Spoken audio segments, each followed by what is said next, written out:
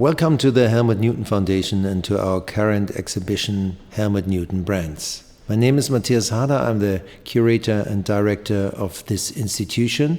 I would like to guide you through this current show. The first room is dedicated to Blumarine, a label and a brand founded by Anna Molinari in the center of Italy. Helmut Newton worked for this label a lot in the late 90s, more or less, working with different models like Monica Bellucci here on the right side, the two square pictures, Nadia Auermann on the left side, including as well the horizontal on the opposite wall.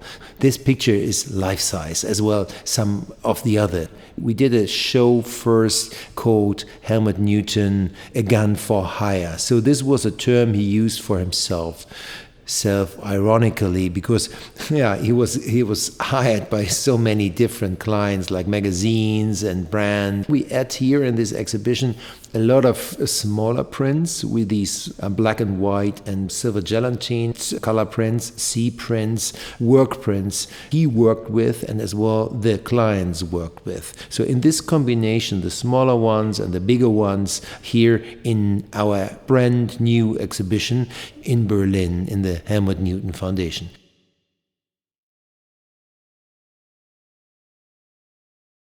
We see other very famous models like Cariotis here, for example, in the black and white series. So this is not anymore this idea of the 70s or 80s he was using with luxury hotels and so on. So it's a little bit more cheap hotels in this case with Nadia Auermann in the Hotel Balmoral, which was a very rough hotel, probably the last one in Monte Carlo, and now, of course, destroyed, replaced by luxury hotels. So Balmoral was a beloved place for Helmut Newton to work in. In one picture you see a wedding dress, more or less. The first one was worn by Monica Bellucci in this case. It's Nadia Auermann in the back on the wall hanging a nude picture. It's a drawing, and so this refers a little bit, again self-ironically, to his idea which he realized in the 80s, the naked and dressed pictures. Nadia Auermann is just laying on the bed and the hairs are just spread out. So a picture like this, realized in the 90s, could be used today in the 2020s in a magazine without any question.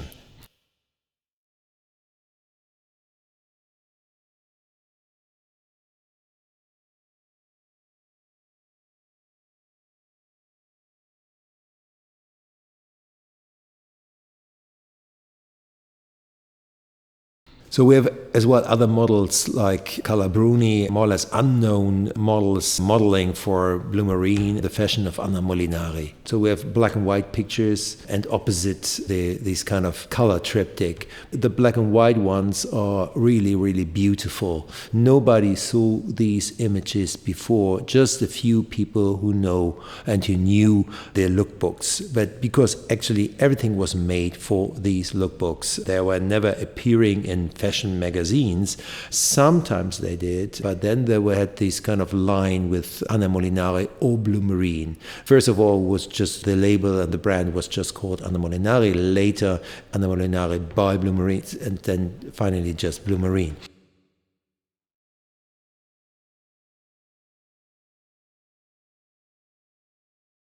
So we Cariotis, for example, again and again in different situations. I really like the picture here with a fist wearing a very short black dress. And Newton placed her on this very ephemeral stone stage. And this idea of the stages is crucial in his work. So everything becomes a kind of a stage in his work, and he creates it for the modeling. Sometimes the women become absolutely center stage. Sometimes they are a little bit uneven within the scenery, but it's always bold. It's always very, very strong how he placed the models within this kind of framework. Neutral backgrounds on one side, and then we see these kind of colorful, flowerish backgrounds on the other side. This kind of triptych refers a little bit to Christian iconography because the center figure here spread out like a Christ. Newton used a lot of ideas from art history, film, cinema, other photography, and opposite the black and white photograph, Calabruni did as well. This actually the same spread out of the arms.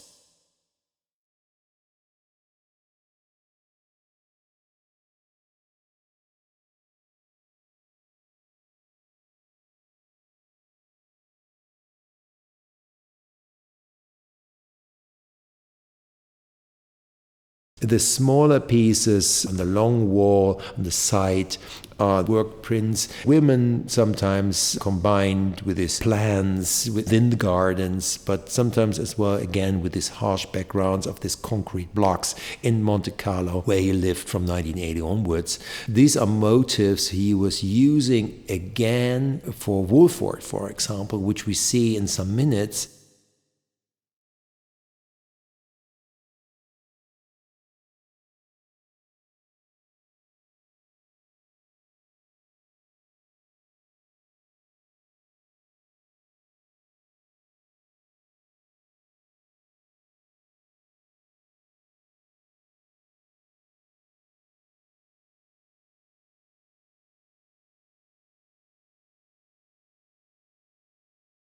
He was, on one hand, very individual for working for a brand, and on the other, he was quoting himself a little bit as he was using always his garage in his shootings. The first picture with Nadia Auermann, for example, with his kind of firefighter on the side.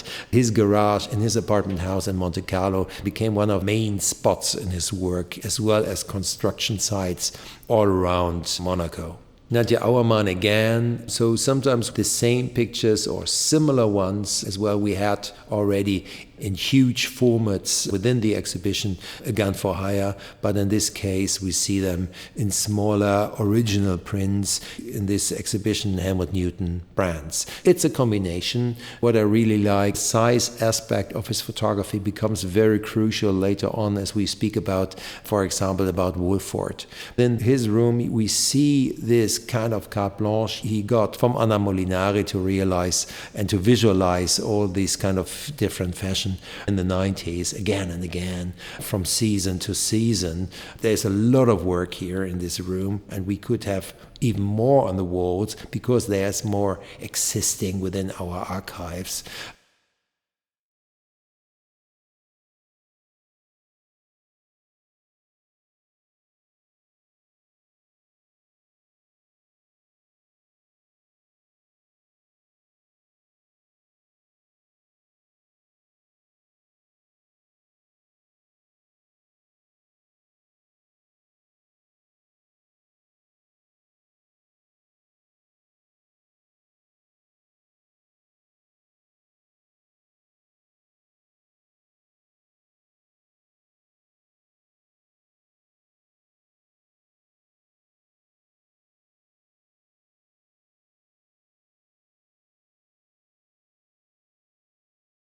So the next room dedicated to Yves Saint Laurent. You have a lot of works. Yeah, the Helmut Newton Foundation owns the whole work of Helmut Newton. June Newton, who passed away April 2019.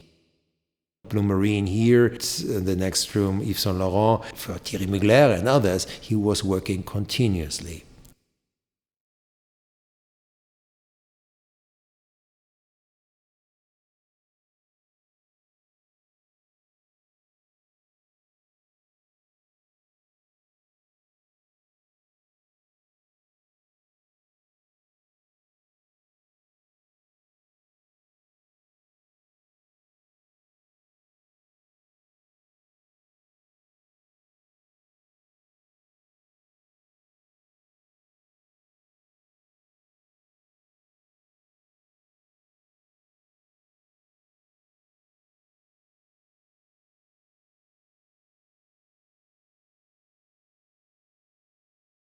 Here again, mostly material for these lookbooks, which you will find in the center of the room in the vitrine, as well the ones from Blumarine, sometimes as well as inserts in French Vogue magazine. Actually, there is no big difference between the editorial shoots he did in these years and the commercial ones.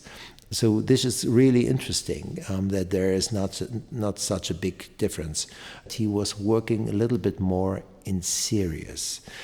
Sometimes if he was shooting an editorial for French Vogue, American Vogue, Italian Vogue, for Elle, for Marie Claire and all the others, it was a lot of single shots one after the other. He was sticking to a certain point to visualize a fashion, realize the manners and the others in Paris.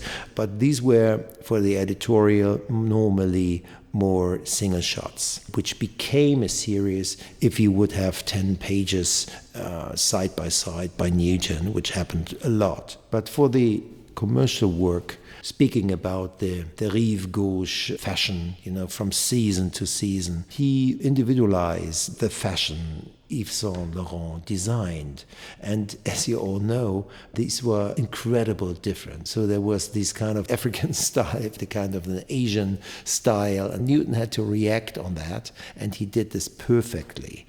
For these kind of small lookbooks given out as well to the clients of Yves Saint Laurent, visiting the Yves Saint Laurent shops all over the world. And just a few people knew these pictures, collecting these magazines or these kind of lookbooks. For the most of the people coming into our current exhibition, it's very astonishing to see these new work by Helmut Newton. It was published with the magazines in the vitrine. On the other hand, it was completely unknown, especially for the people who are not so familiar with fashion and fashion photography. Newton was a fashion photographer, as we all know.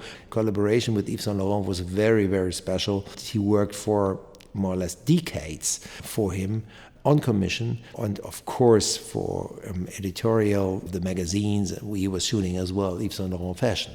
There was a kind of a friendship between the two of them. Alice Springs, Mrs. Newton, took incredible portraits of Yves Saint Laurent and Pierre Berger. So we had them on the wall in the combination with Helmut's pictures. In the foundation of Yves Saint Laurent in Paris, some of these portraits hanging into their rooms, which shows us the importance Pierre Berger and Yves Saint Laurent gave to this visualization of themselves. Here again, we have black and white and color, much more color photography, less black and white photography, and in the work he was doing and we was shooting for Yves Saint Laurent.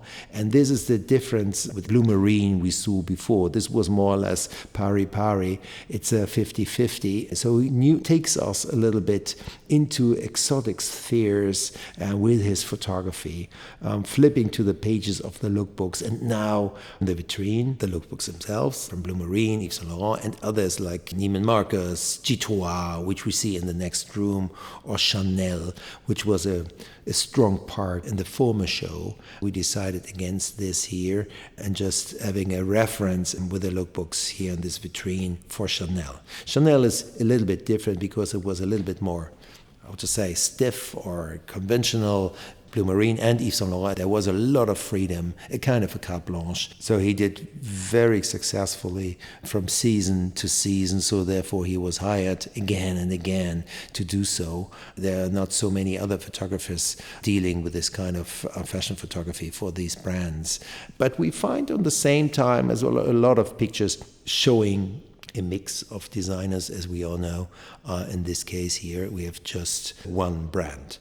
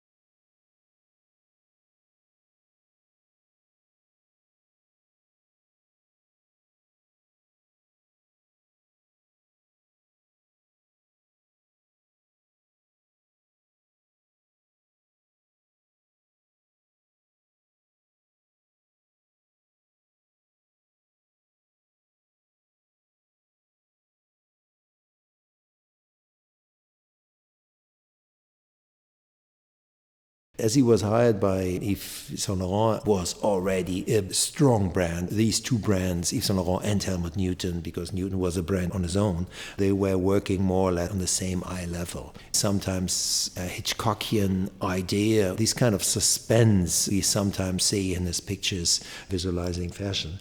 Sometimes it's just these pure, timeless elegance, the black dress with a hat shot in Venice.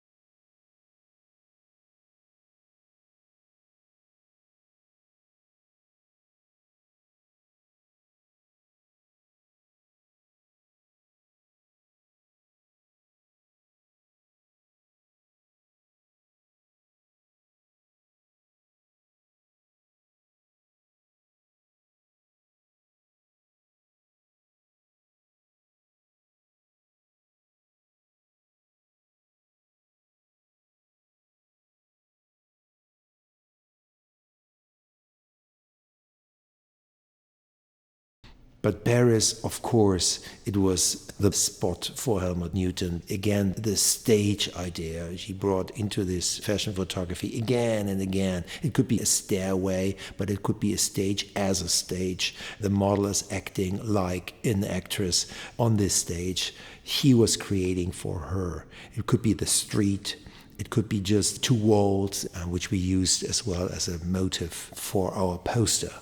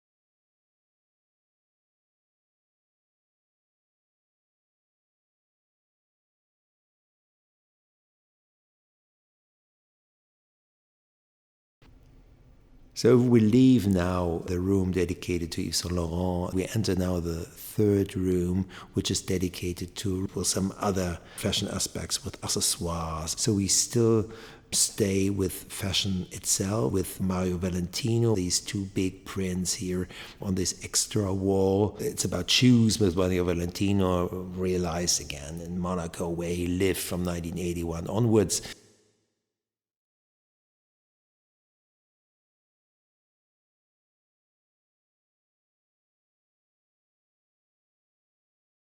The work, the right side on this long wall, is about Wolford. He realized two calendars for Wolford. The motifs, bodysuits, were used for this calendar first. Secondly, printed on the pantyhose packaging. Some of the motifs were used in enormous sizes to cover buses, house facades, and so on. These women, these models, sometimes in the streets in London, Paris, as advertisement for Wolford. So it was used 3 times in a different way, in different sizes. It worked perfectly in this different context.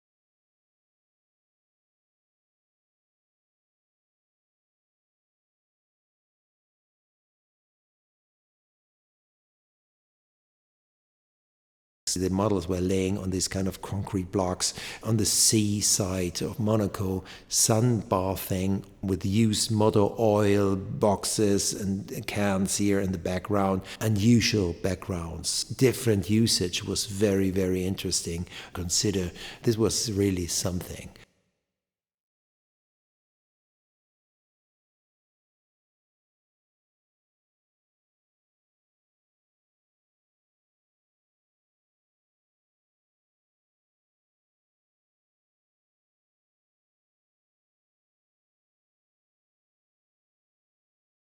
His pictures for Versace on the other wall, the 4 pictures, these big ones without the passepartout. The black and white single one was made in mid-60s, again in Monaco, using construction sites and these kind of harsh backgrounds. And just one time, a model from behind in a nice kind of a luxury villa garden. Normally, he was using these incredible contrasts between the fashion itself and the beauty of the fashion, of the women, of the models, and these strange backgrounds, strange contexts with harsh contrasts.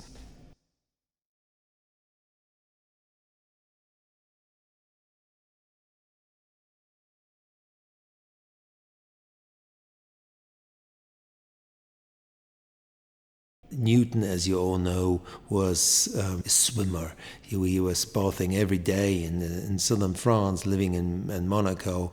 He started actually in Berlin, so he loved the sea, he loved the lakes, he loved the element water. He went there very, very often to harbors, to these kind of cliffs.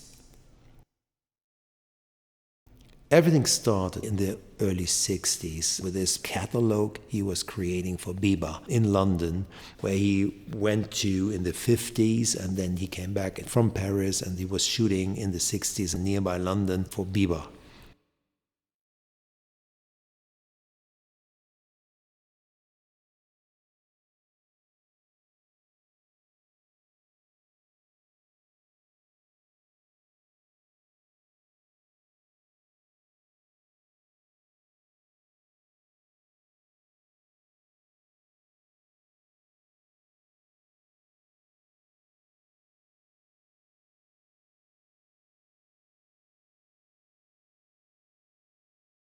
The main time of his commercial photography was the 80s and the 90s, especially in the 90s. He was not so keen anymore to work for magazines by then because he had a much more freedom to realize his ideas as he was working directly for clients, and became kind of a carte blanche by many of them. On the right extra wall, the G3, which is a manufacturer for leatherware, baskets and bags and so on, and trousers and so on. You see these enormous casts. They are 3-4 meters high in the streets of Paris and shot partly in the night, partly during the day, wearing these kind of clothes, or they're just holding the bags. On the other side, Neiman Marcus, this incredible department store in New York. He did a lot of advertisements for them and published in like Vogue, Elle, Marie Claire.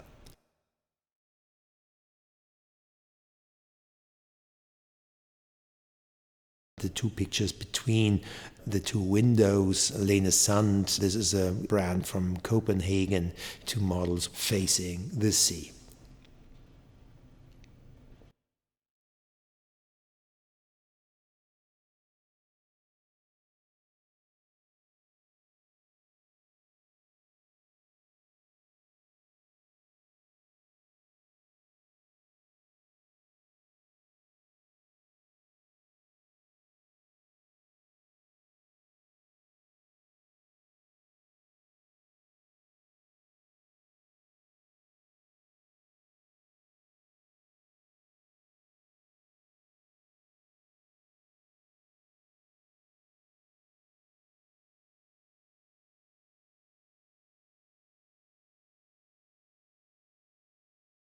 Finally, 2 more labels and brands. Rocco Barocco, photographed in Monaco 2001. Leather clothes, and so he worked with different models.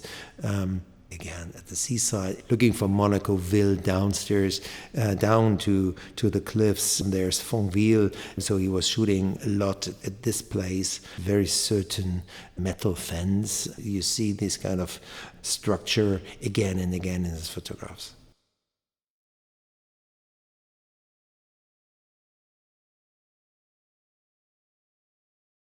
On the other side, finally, Mario Valentino, an Italian label for shoes. And with these kind of pictures, this brand became a brand. So Newton created something very, very fresh. And he was in his late 70s as he was realizing these pictures with a faceless model focused on her legs and the shoes.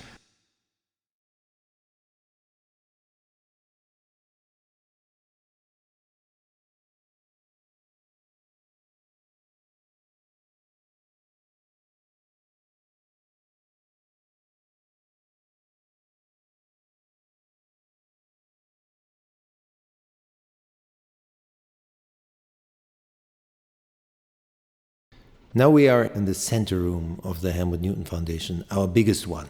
In the first three rooms, you saw three wall colors in the bluish tones, and now you have these kind of reddish orange tone as a font for the pictures. Black and white realized for Esprit, as well the color ones, as we see in a minute. For Esprit, he worked in a nice villa in Nice in 1996 with different models, and everybody plays his role and her role very, very well. So we might think we have somebody like a roommate in front of us or the owner of the villa, but of course it's not true. It's all models playing just a role. We see silverware, very nice vases, jewelry. Everything was made by Helmut Newton, very, very individual.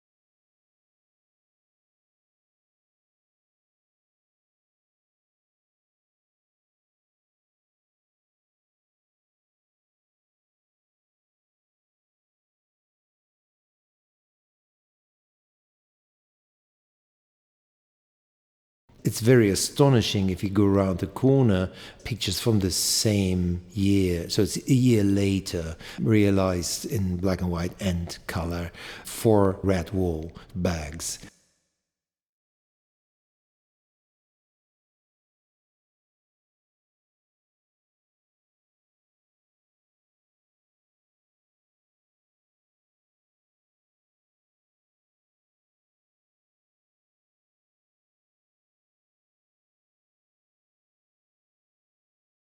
A model in different situations in his garage.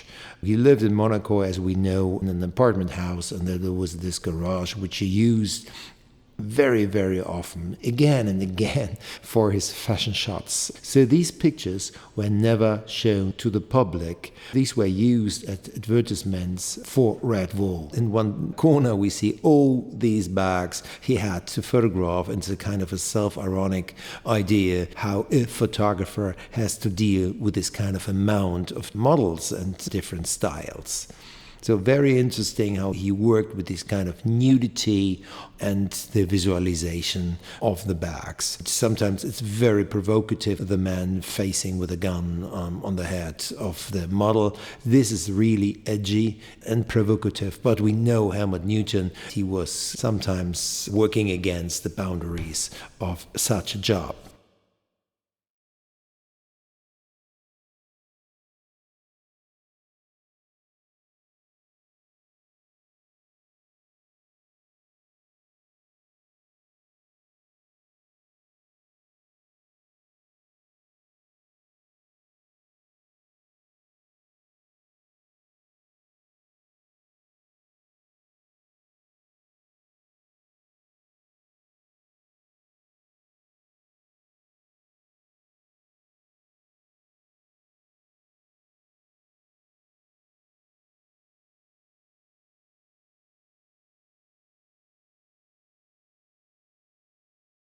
In the center of this huge room, another work for a series for Paul Picot, a wristwatch manufacturer from Switzerland. In every picture, different wristwatch in different situations, sometimes with this kind of intersectional play between the man and the woman. The last one, my personal favorite, the two models, a man and a woman from behind, these kinds of scratches, the three fingernails scratching into the skin. Of course, everything was made with makeup. Again, this kind of carte blanche to visualize these watches.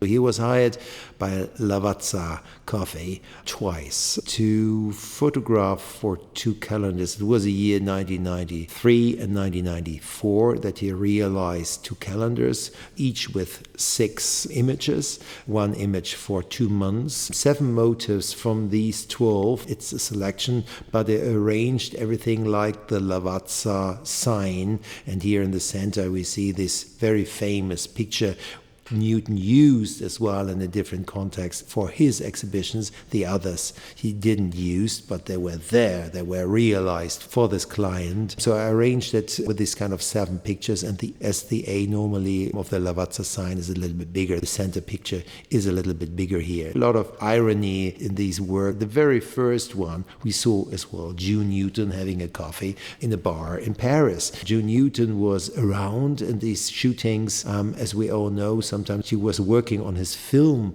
Helmut by June, and it was exactly these years as he was using her video camera to document how Helmut Newton was working for clients like the magazines, like Lavazza, Yves Saint Laurent, and all the others.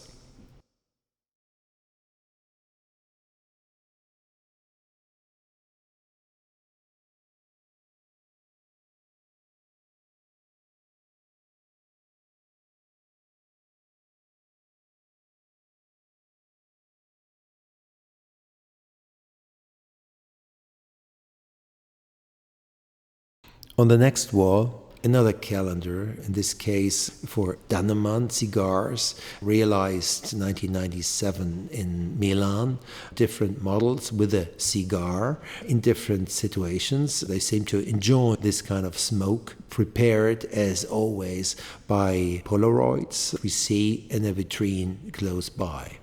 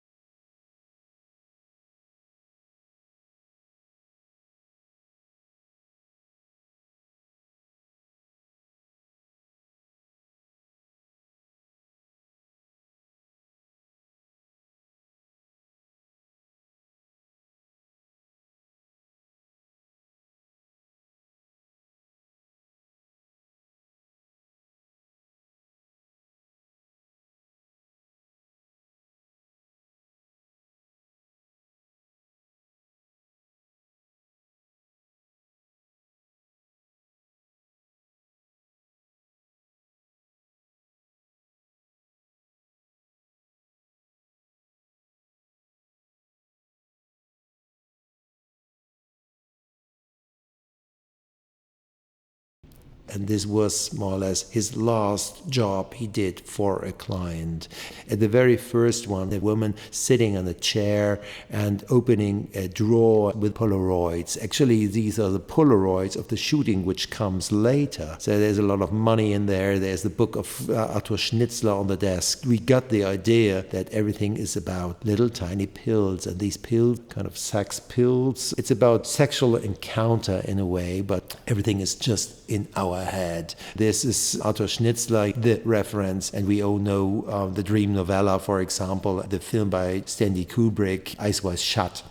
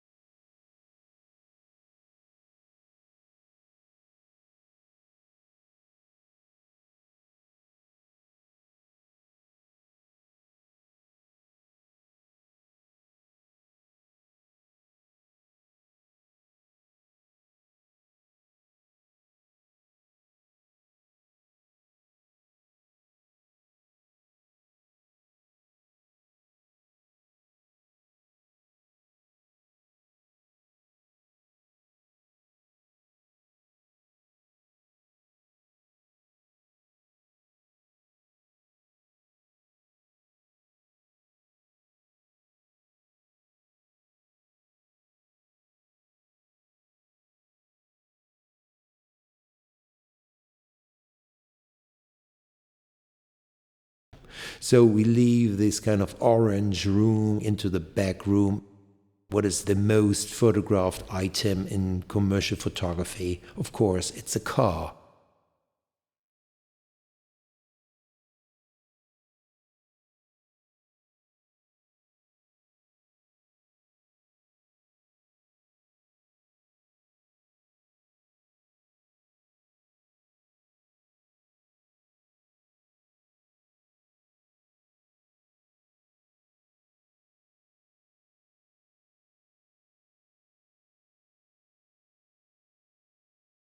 Newton photographed, like many others, as well cars. He did a job, for example, for Volkswagen as the new Beetle came onto the market. The last one on the trunk, some Polaroids, which actually should not be there. It's about segreto, so it means a secret. So he opens up this incredible car, which is a Bugatti, for our eyes, for the eyes of Helmut Newton. This corresponds as well with the opposite picture of the new Beetle. So a secret, and it becomes a fetish item. He changed a product into something very, very special. The other side, opposite Volkswagen, was made for Giugiaro cars, and his own car was created by Fabrizio Giugiaro.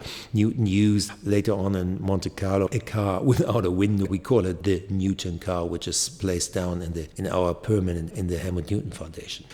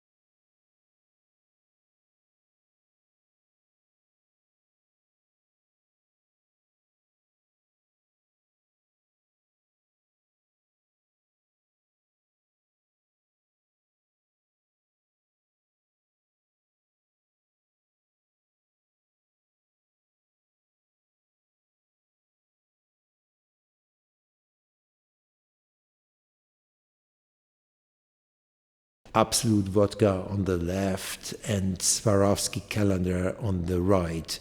Additionally, with a vitrine here where you can see all these items you see as well on the pictures. So Newton was very much inspired by these items, which were sent to him to Monaco. He was kind of studying, and then later on he realized the shooting itself with these kind of items. These are prototypes designed by different Swarovski designers, got the idea to realize something like this.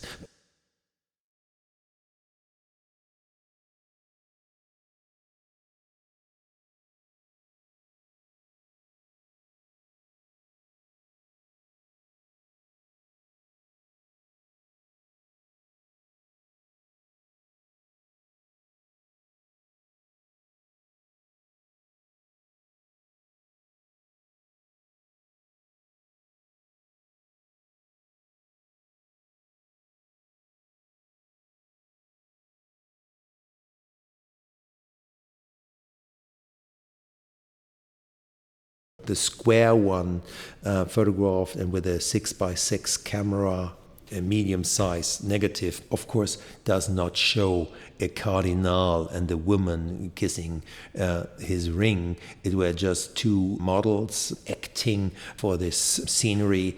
It plays around with this kind of filmic aspect. It could be a film scene of a Buñuel film or so. It's a kind of a surrealistic atmosphere in there, or cinematographic, which we saw very, very often in his work from the 1960s onwards. This Swarovski calendar, all the 12 motifs, which were published in the year 2003, one of his last jobs realized in 2002 in Monaco, with different models. Sometimes there were members of the Swarovski team drinking champagne from his shoe with Swarovski crystals. All these photos on the wall were never exhibited before. Of course, they were known because the calendar had a print run of 20,000 copies, which were given out to different clients. Now, for the first time, you are able to see all the 12 motifs from this calendar he realized in 2002.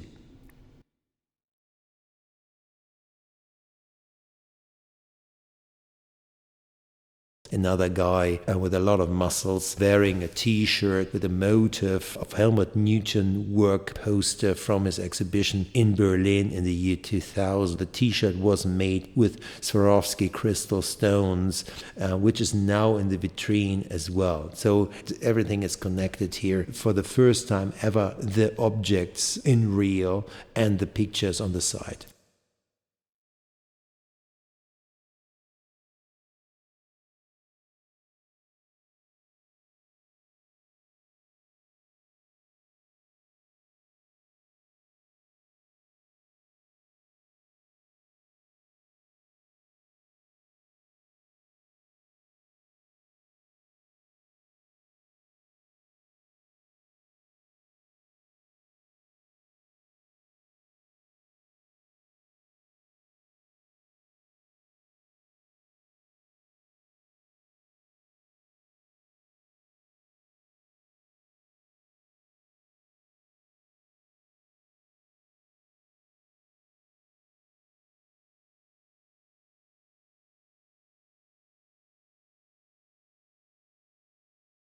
Sometimes very funny how he realized and visualized the items.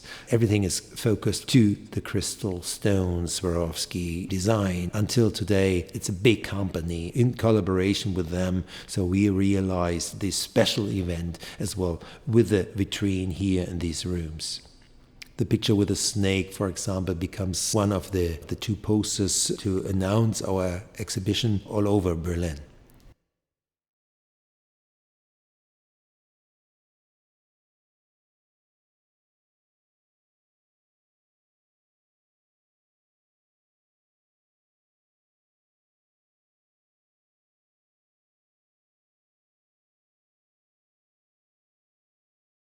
Opposite, we see the results of a huge advertisement for Absolute Vodka. So there are more or less two series in one. One is realized in 1995, the other in 2000. We see a lot of landscape pictures. One exhibition was called Sex and Landscapes. Actually, one of his last exhibitions he did during his lifetime in his gallery in Zurich, and then we took it over.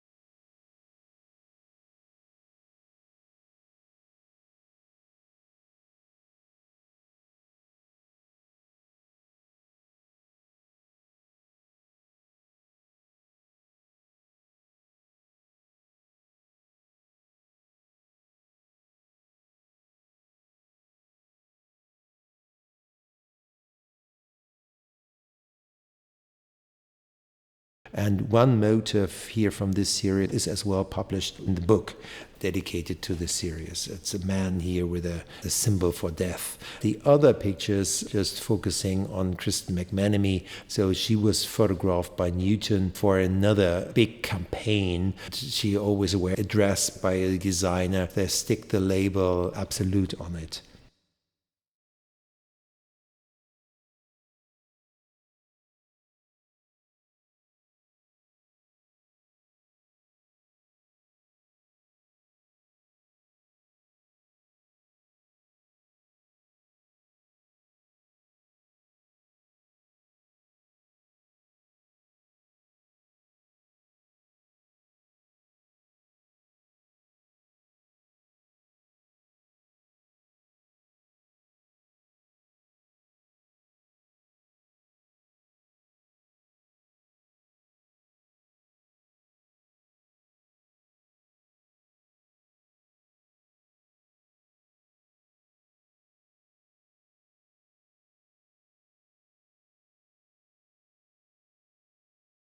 The last one is the product itself. Newton was using the water and the wheat as the two elements to produce the vodka.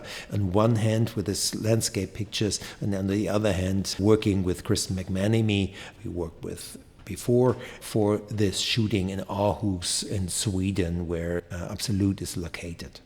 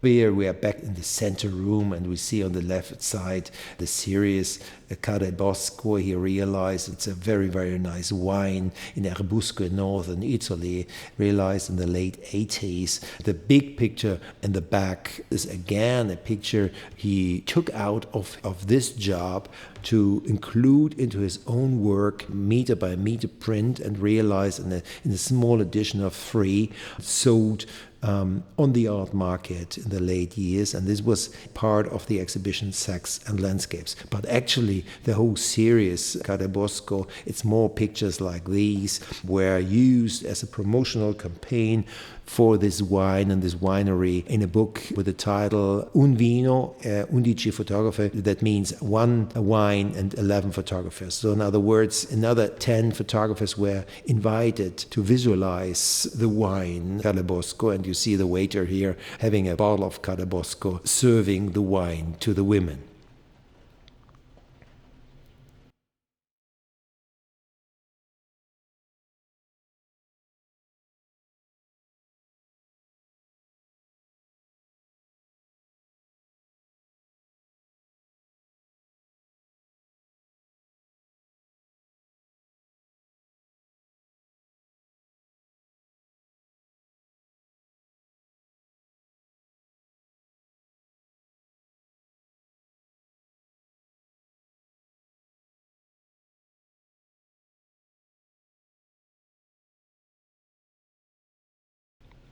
So finally in this room we have the very funny campaign of Villeroy and Boch. Newton shoot in the 80s.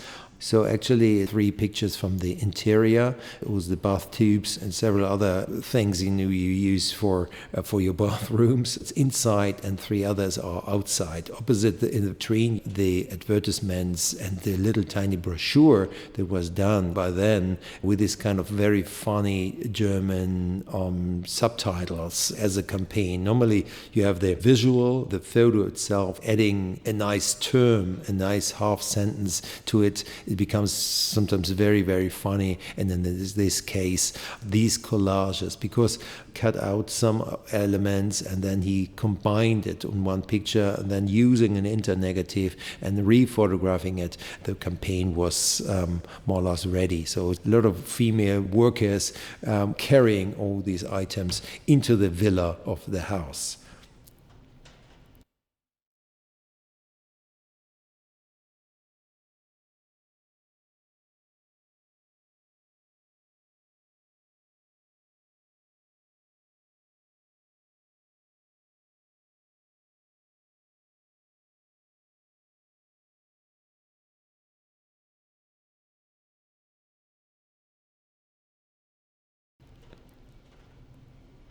Entering the last room of the show, in the back, the huge banner, an outside banner from an exhibition in Montreal, where we taking part from the Couturissimi exhibition of Thierry Mugler.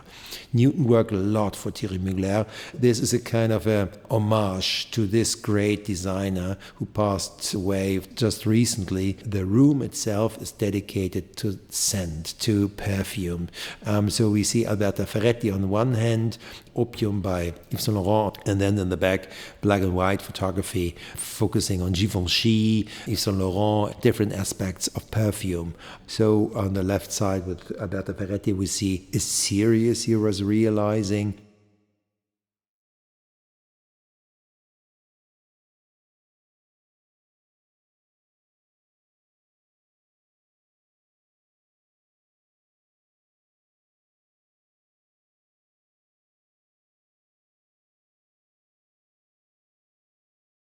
Then he did already something in the 70s for perfumes. It was Chanel number 5 with Catherine Deneuve, and he realized, for example, some commercial films with her. He was very, very much experimenting. So his innovative photography was the reason that he was booked again and again, not only by magazines, but also by these kind of commercial clients, as we can see in the whole show.